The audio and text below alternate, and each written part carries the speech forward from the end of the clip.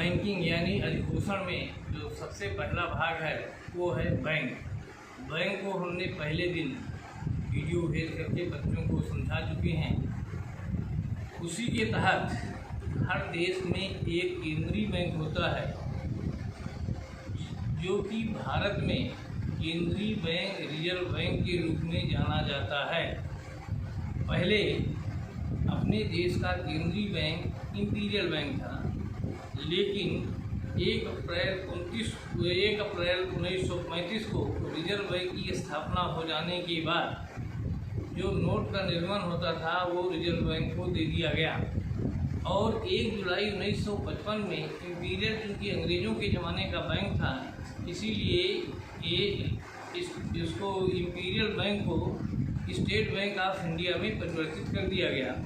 यही एक ऐसा बैंक है जो कि आज तक राष्ट्रीयकृत नहीं है, लेकिन रिजर्व बैंक का स्थापना 1 अप्रैल 1935 में हुआ और 1 जुलाई 1949 को इसको राष्ट्रीयकृत कर दिया गया।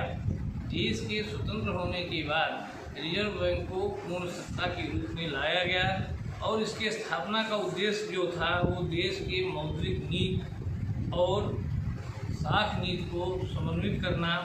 ये बैंकों का बैंक होता है। मौद्रिक नीति को यानी देश की अर्थव्यवस्था को कंट्रोल करना, मुद्रा बाजार को संगठित करना, इस प्रकार इनके सारे उद्देश्य की पूर्ति के लिए इस बैंक की स्थापना की गई। इसकी स्थापना के समय में ये 5 करोड़ रुपए, 100 रुपये वाले 5 लाख रुपए में इसको स्थापित किया गया, क्योंकि रिजर्व बैंक ये देश का, भारत का केंद्रीय बैंक होता है जिसका गवर्नर होता है। गवर्नर की नियुक्ति की जाती है जो कि नोट पर प्रत्येक रुपए में वो अपना जो है सिग्नेचर करता है। 1 रुपये की नोट को छोड़कर, क्योंकि 1 रुपये भारत सरकार निकालती है और 2 रुपये से लेकर जितनी भी बड़ी नोटें होती हैं सब पर रिजर्व बैंक ऑफ इंडिया का गवर्नर के हस्ताक्षर होते हैं। रिजर्व बैंक ऑफ इंडिया मुख्य रूप से ये बैंकों का बैंक होता है। ये आम पब्लिक को ना तो लोन देता है ना लोन लेता है, यानी कहने का मतलब इस पर ना तो जमा करता है ना जमा देता है, केवल बैंकों का ही उधार। और दूसरी चीज़, जो भी लिमिटेड बैंक होते हैं, जो भी प्राइवेट बैंक होते हैं, उनका भी ये कंट्रोलर होता है। जो भी प्राइवेट बैंक खोले जाते हैं उन प्राइवेट बैंकों का भी शेयर इनके यहाँ जमा होता है। उसी के आधार पर ये उन बैंकों का, जो लिमिटेड बैंक होते हैं, चाहे HDFC बैंक हो, चाहे ICICI बैंक हो, इन सारे बैंकों का कंट्रोलर यही होता है। इनके नियम लागू होते हैं। कहने का मतलब ये है कि रिजर्व बैंक देश का प्रधान बैंक होता है, मुख्य बैंक होता है। देश की अर्थव्यवस्था को सही ढंग से चलाने के लिए इसका एक महत्वपूर्ण भाग होता है। कहने का मतलब ये है कि व्यापार में व्यापारियों के लिए, चाहे वो भूमि विकास बैंक हो, चाहे अन्य प्राइवेट लिमिटेड बैंक हो, चाहे सरकारी बैंक हो, सारे बैंकों को समय समय पर ऋण देना और उनसे पैसे को लेना, ये उनका मुख्य कार्य होता है।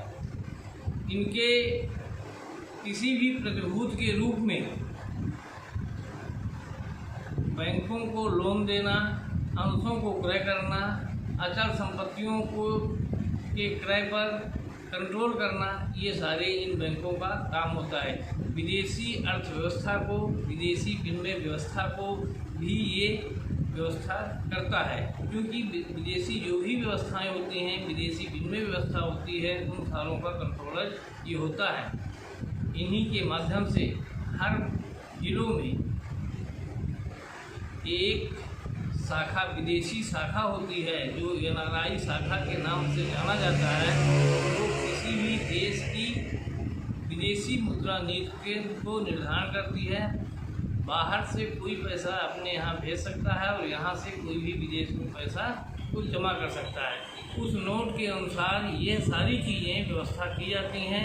इनके लिए ये सारी चीज़ रिजर्व बैंक कार्य करता है। एक बैंक होता है वो स्टेट बैंक होता है। ये कहने का मतलब ये है कि जहाँ पर रिजर्व बैंक नहीं है वहाँ पर रिजर्व बैंक के रूप में ये कार्य स्टेट बैंक करता है।